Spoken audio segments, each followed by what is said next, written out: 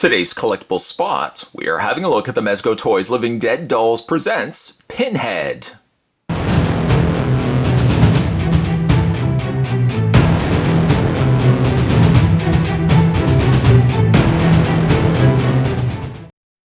Pinhead is recommended for ages 15 and up and has a warning, choking hazard, small parts not for children under 3 years of age.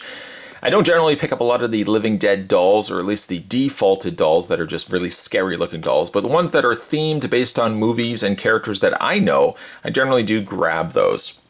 Pinhead caught my eye at my local comic book store, had to pick it up. Box art wise, you have basically the laminate configuration box here depicted all around the box for the artwork, so I really quite like that. You got Living Dead dolls on the side.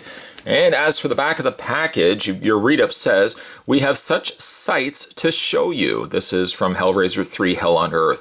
From the velvety darkness of the underworld comes the high priest of hell himself, Pinhead. The leader of the Cenobites is the latest addition to the world of the Living Dead dolls. From his grid-scarred head to his multitude of piercings, great care has been paid to each exquisite detail. His vestments embody the repulsive glamour of the films. The flayed portions of his flesh bear witness to his suffering. His sacred instruments, hooks, picks, and blades, dangle from his holy robes. To open the doorway to the other realm, he carries a laminate configuration. The puzzle box seems to beckon. Do you have the will to resist the temptation of its call? Down below, you can head over to www.mezcotoyz.com if you'd like to check out more from them. And that's your packaging, just like that, just like that. Spot's going to take a break and get this fully opened up, and when we come back, we'll feast our eyes on the new Pinhead from Living Dead dolls. There's more heading away, guys. Don't go anywhere. Stay tuned. Now that we have the Living Dead dolls Pinhead out of packaging, let's get a better look at this glorious specimen. Of course, you know I'm a big fan of Pinhead, so anytime there's really a Pinhead release, I like to get my hands on those. Let's have a look at the accessories that come included with the figure. I feel like a lot of these accessories are carryovers from the larger, 12-inch Pinhead that Mezco released. We had to look at it on this channel. Go have a look at that video if you want afterwards. But I think the weapons are roughly about the same. There's a nice rusted look to all the metal appliances. The weapons of the tools of his destruction, or I guess the destruction of whatever his victim is at the time. Much like, though, I recall the other Pinhead didn't have the means to accommodate having the hooks. I mean, you can dangle them, I suppose, from the ropes themselves. I don't feel like that's 100% accurate, but you can dangle them if you so wish. There are hooks on the ends of each of the weapons. I shouldn't say weapons, they're more tools, instruments, if you will. But they do seem to latch on, some a little bit better than others. You have to kind of get it tucked in there to get it to actually hang on. Let's go look through the 3 instruments that he comes with. He comes with somewhat of a sawing axe, like a hacksaw. Looks vicious in its design. Again, it's got that rusted look to it. So if not for the fact that it's a sharp, in this case it's not sharp though, but in the case of it being a real instrument, if the cutting through you doesn't kill you, I'm sure the fact that it's a rusted appliance probably isn't going to help you either. So it comes with that. Comes with a hook weapon, which again doesn't have like a spiked edge to it. I wouldn't run my fingers across it, but no, it doesn't feel like it's overly sharp. He comes with that. And then he also comes with just kind of a sawing knife. All are serrated. Bless him. All are serrated. So he comes with those 3. And I guess if you wanted to, you could technically put the weapons into his hand. The thing I will caution, though, is being careful not to put too much pressure on the blade. Making sure you're holding more so from the handle portion of it and not from the actual ends, because if you press down on the ends, I feel those will break. Without any doubt, those will break. So it comes with that. Then, of course, one would expect to find, and one is successfully rewarded with, a small version of the puzzle box that he can hold in his hand. Also think it's the same carryover from the other 12-inch Pinhead that we had to look at as well. The sculpt is not bad, but unfortunately, and I might have even said this in that other review, just by virtue of the fact that the colors are so close to one another, the gold plates seem somewhat lost. Even like the main or my favorite plate from the box, the plate itself just gets lost because the brown isn't dark enough to bring the gold to the forefront. So it just kind of looks a little, just like a mess of colors, or the colors are just too close to one another that the details just don't show through well enough. You can take it and put it into his hand. His hand does have some poseability to it. The hand, however, is not arched, however, so you can get it into his hand, but you have to have his arm angled in such a way that he will properly hold it. You see, he doesn't have a grip hand. His hand isn't closed that you can hold the puzzle box. The hand in default is flat. I wish that they had given you like a more of a partially closed hand so he could have held that a little bit better. Once you get it in place though, and providing you're not going to bang him or knock him or any gush of wind is going to come into your room, providing that be the case, the puzzle box should stay fairly easy into his hand. Let's go ahead and take this out of his hand too. You just don't want to accidentally break it. All right, so let's have a look at the figure itself. Now, Living Dead dolls are not everyone's cup of tea, I acknowledge that. And for the most part, I have to agree. It's not one of my go-to collectibles. I will not be one that, if you were to ever come to my house, by all means come on in, you would not see like a whole room designated for Living Dead dolls. You may see a lot of horror collectibles, but you may not see a lot of Living Dead dolls. The ones I think you will see are Annabelle, and I picked up on Michael Myers, but as you can kind of see, they're staying consistent with movie tie-ins.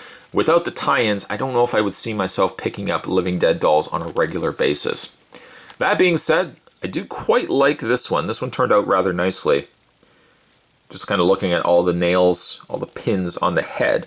They're, for the most part, all accurate in the sense that they're fairly straight. I don't see many instances where they're bent. In fact, bring the camera up and let's zoom in so you guys can see what I'm seeing. What you're seeing is a doll. Not quite your mom's doll or your dad's doll, depending on who grew up with dolls in their household. It's definitely a very cool rendition of Pinhead here in living doll form. So the Living Dead dolls, in this case, you've got Pinhead here in a paler complexion, very white face, and then he's got the kind of dusted, almost frosted blue around the eyes, a trademark of Pinhead, also around the mouth portion as well. And the areas that have been divided and gridded up are exposed and painted quite nicely in this pink color. The pins, if you could gather, would be metal. You would be correct. These do feel like they are metal, at least. They are very securely applied too as well, so I don't feel like they're coming loose or they're gonna pop off in any way whatsoever. It just feels, I always just love picking up, I've done this with the Mezco, the 12-inch version of Pinhead. Just loved the feel of his face.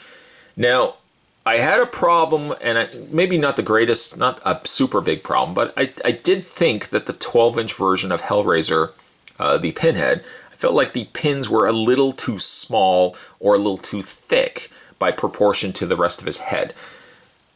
When we're looking at a Living Dead doll, though, we're kind of throwing, scale and ratios and stuff completely out the window. I think the pins do seem too short, too thick, but looking at this also as being a doll, I can almost be more acceptant of it than I would with let's say an actual figure based to look exactly like Pinhead. The 12-inch Pinhead, I felt weakened the look of the figure because it looked like the pegs were too broad. This one seems to work fine for me because I know exactly what I'm getting with it being a Living Dead doll. As for the rest of the outfit, it's to be expected that he has the Cenobite outfit here with the long robe, which also is one thing that the figure didn't have. And I don't want to do comparisons back and forth, but this one at least has a fabric skirt. The other one had just a molded bottom to it. You don't get away with that being 100% though, because underneath it, it looks like an old shampoo bottle that's been melted and twisted. It does cheapen it a little bit by the fact that you see this, but luckily the skirt covers most of it. It could have been just a little bit longer, but it's enough that you don't see it. And unless you're doing this all the time, you're not going to see it either. Coloring on him, for the most part, I mean, he's mostly black. There are some areas around his hands that are colored in the white, and then the areas around the fingers are a red blood color. Then he's got the peeled away areas on his torso as well, nicely painted there in red. But other than that, for the most part, the figure is black. Basically from the neck down, it's all black. Poseability on Pinhead, at least the Living Dead doll version of Pinhead. His head is on a really nice ball joint, if you could believe it. Shoulders hinge out, and through virtue of hinging them, you'll see sometimes that the arms pop out. They're just on ball joints, so they're easy to replace back. Rotation all the way around. He doesn't seem to have hand articulation. I thought his hands could at least rotate, and sadly that not be the case. His waist also has no waist articulation whatsoever. So essentially, ball joint head, ball joint shoulders, that's it. That's all you're gonna really get.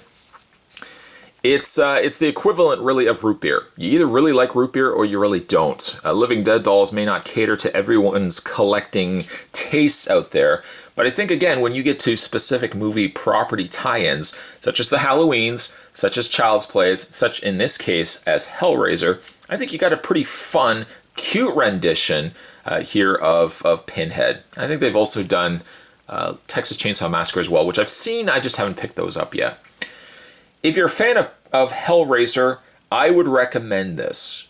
I would not recommend this as a, if you want an accurate looking Pinhead figure, because this clearly is not the case. But if you want kind of a cute version of Pinhead as rendered in a Living Dead doll form, I would actually recommend picking this one up.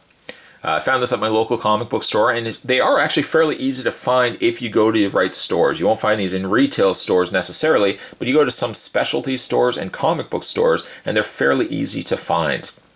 Today's collectible spot, though, we were having a look at the Mezco Toyz Living Dead dolls. This was Hellraiser 3. I think it was Hellraiser 3, Hell on Earth. This was Pinhead. Pinhead. Didn't hold his puzzle box the greatest, but still a pretty cool collectible nonetheless. Stay tuned, guys. Spot's going to have more collectible spots, more videos just in general. Lots more videos heading your way. As always, thanks for watching. See you next time.